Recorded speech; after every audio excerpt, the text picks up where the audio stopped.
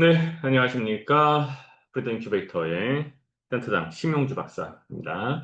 오늘도 계속해서 프리미티브 스프리드에 대해서 알아보는 시간 갖겠고요. 특히 이번 시간에는 들어보신 적이 아마 국내에 몇 분이나 될까요?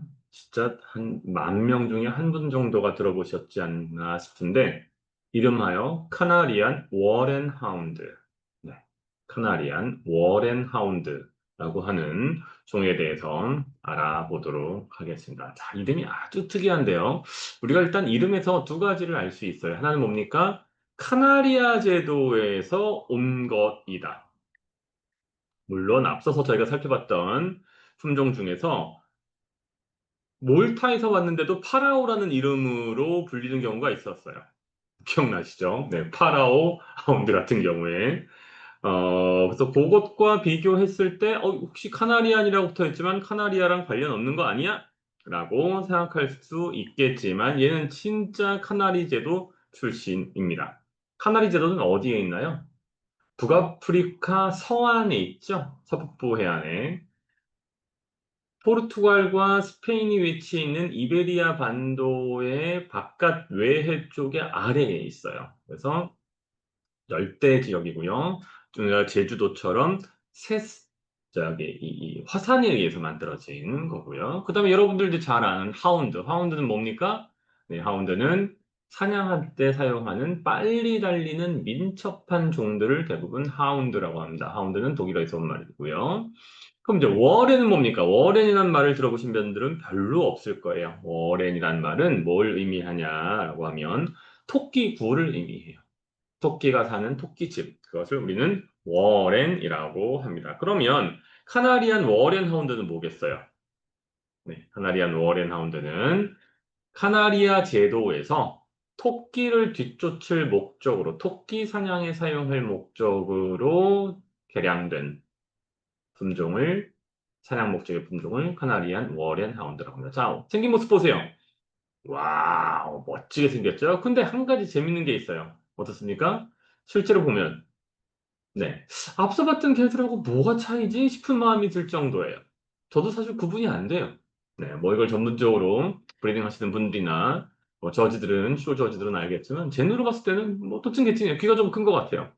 색깔도 거의 비슷해요. 네. 체구는 64cm에 달하고요. 체중은 최대 22kg. 상당히 덩치가 큰 품종입니다. 이 품종은 어떻게 만들었겠어요? 네, 카나리아 제도라고 하는 것이 일종의 망망대해에 떠 있는 섬들이란 말이야. 예전에 우리 윤식당인가 해가지고 뭐 이렇게 나온 적이 있었죠? 네, 거기가 바로 카나리아 제도입니다.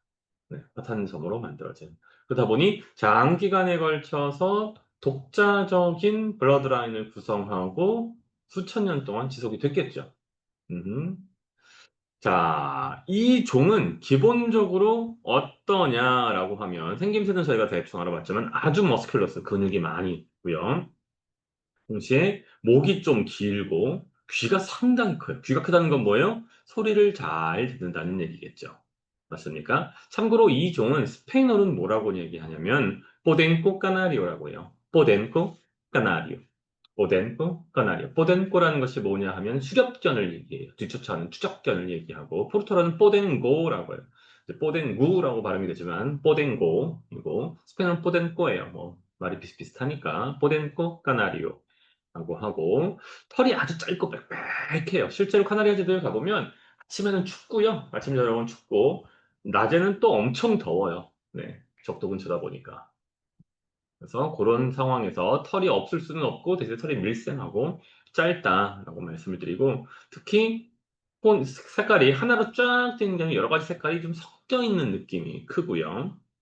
기질 같은 경우에는 매우 활동적이에요. 뭐 사냥개니까 당연히 그래야겠죠. 사냥개니 그러다 보니 지능도 높아요. 이 얘기는 뭐냐 하면 자연 선택도 물론 있었지만 사냥에 적합하지 않은 개체들은 다 어떻게 된 거예요? 그냥 도태된 거예요.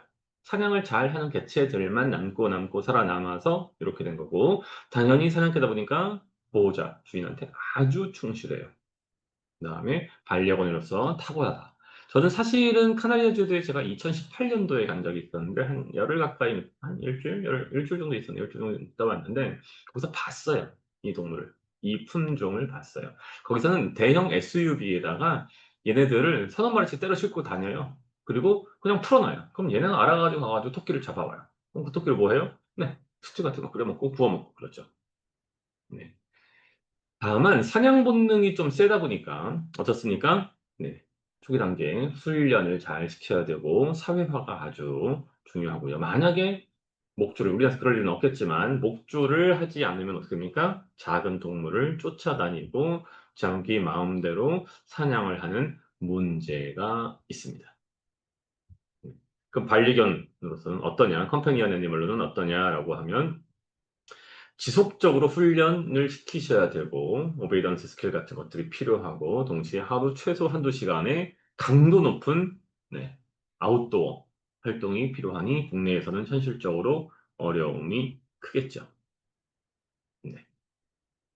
자, 전체로 봤을 때 가족에 대해서 아주 따뜻한 애착을 가지고 있고 남다른 매력을 가지고 특히 큰 귀가 아주 매력적인 하지만 이 품종을 잘 기르기 위해서는 어떻다? 환경적인 요건도 환경적인 요건이지만 네.